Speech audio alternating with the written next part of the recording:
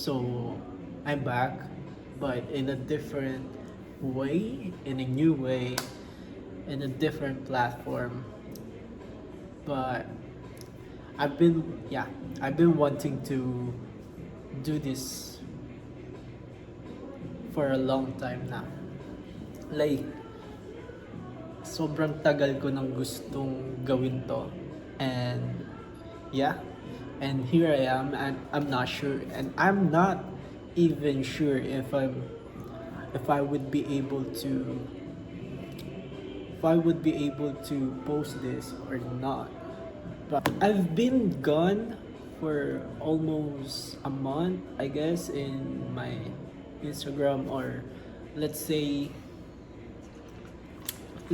on and off ako sa social media o sa Instagram ko. And what I can say is there's a lot of things that's going on in my life. Well, that's life.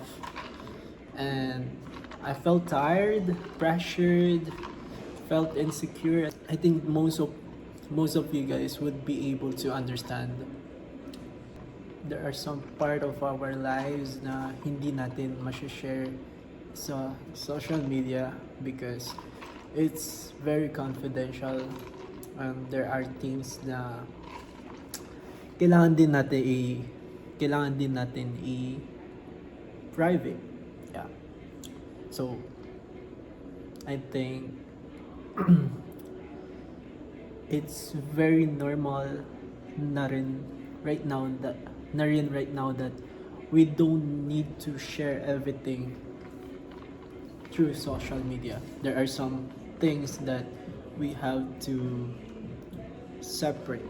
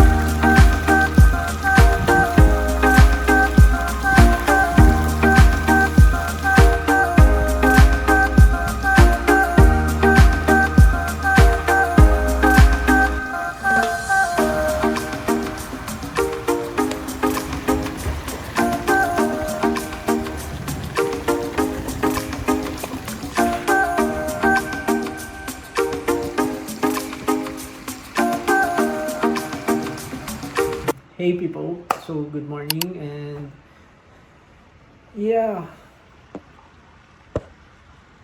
I don't know what to say. It's a really cold morning. Pero may araw na siya, pero sobrang lamig. Sobrang lamig pa rin. Yeah, this is my view.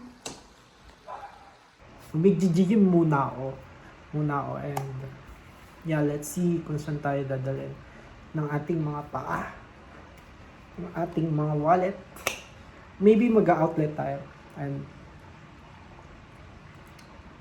maybe see kung ano yung mga pwede natin bilhin for this coming Black Friday. One of the things that I learned here is to actually treat yourself every week. Actually, every week. If you have the means, every week or every day or or every month, because after all your hard work, treating yourself are the only thing na magli-lift up sa'yo.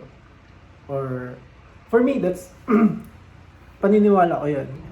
Treat nyo yung sarili nyo after your hard work, Kung naghirap man kayo this week, this month, last couple days, treat your sarili nyo. Treat yourself after a busy day, after a busy week, after a busy month of working so hard. Of working so hard.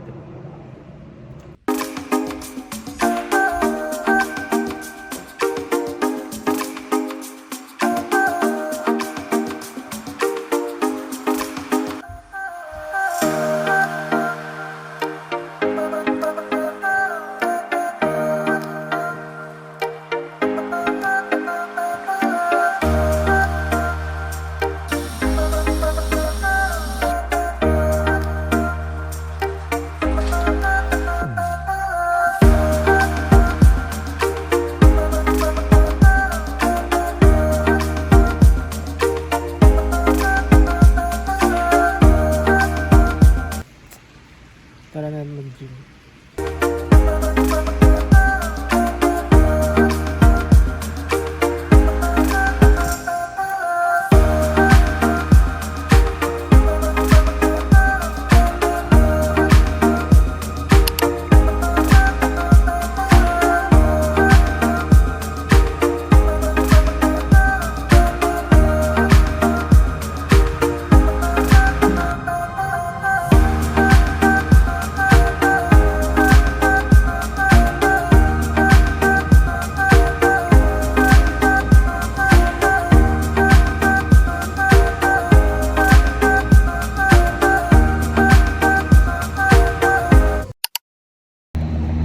Naglalakad na ako guys ngayon papunta sa outlet, and I decided not to wear a santo kasi kahit sabihin natin malamig yung hangin, as in ang lamig ng hangin, pero sobrang init nung araw.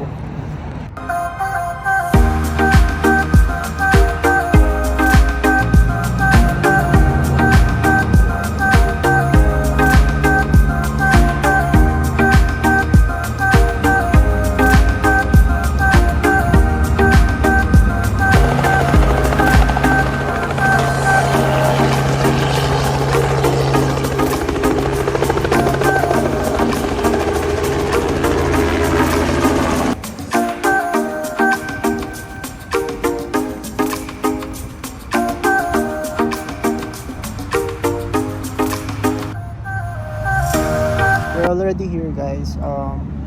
It took me like 10 to 20 minutes I guess. It depends kung gaano kayo katagal maglakad, pero ganun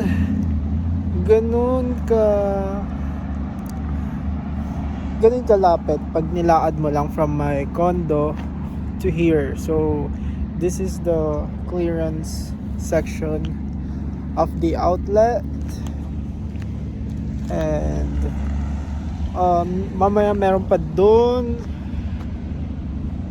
sa dulo, like meron pa doon sa dulo na madaming mga brands, but here yung mga clearance na item na nila. Pero so dito muna tayo, so since madami naman tayong time sa Tommy. Guys, naka 60% siya. Ito yung matagal ko nang gustong bilhin. And nasa magkano na siya pag binili ko. Pero aantayin ko pa rin yung Black Friday, baka mas bumaba siya. So, nasa fitting room ako ngayon guys. Ito yung fit natin ngayon. Yung kinuha, yung sando ko is yung ginamit ko for the gym. Then jorts, another Jordan. Then piling ko kasi hindi bagay yung bag ko, kaya ginanto ko na lang. Guys, yung ganda niya, wala pa akong leather jacket, so baka bilhin ko din to soon. Nasa CK ako ngayon.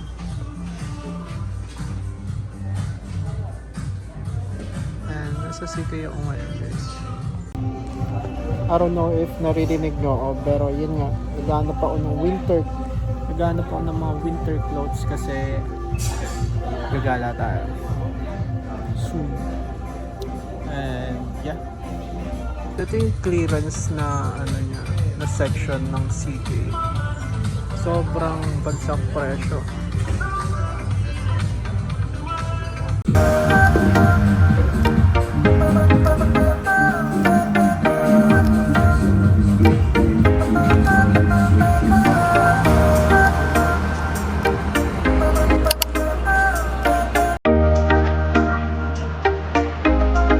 Nasa J. Crew ako ngayon. Hindi ko sure kung kilala siya sa, hindi ko siya kilalang brand, pero feeling ko kilala siya dito sa US. But, nasa lang makakita ng Made in the Philippines. Yan, kung nakikita niyo Made in the Philippines. Think I'm gonna love you for a Valentine's fake news. Yun lang. Share ko lang. Guys, update. Wala pa rin ako nakikita maganda. Siyempre, bibili ako ng naghanap ako ng winter clothes na magagamit ko din. Magagamit ko din in the future. Pero, yun yun. May times na maganda yung damit, but di ko trip yung fitting sa akin. Di ko trip yung fit sa akin.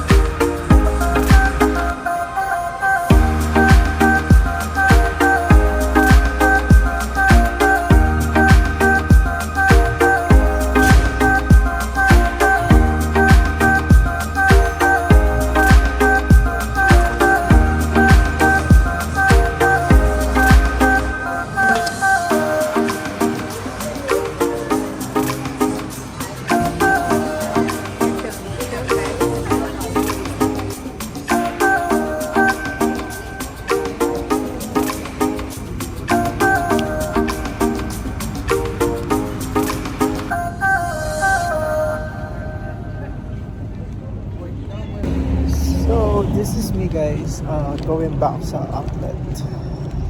Kasi di pa tayo tapos mamili. And madami pa akong gustong bilhin.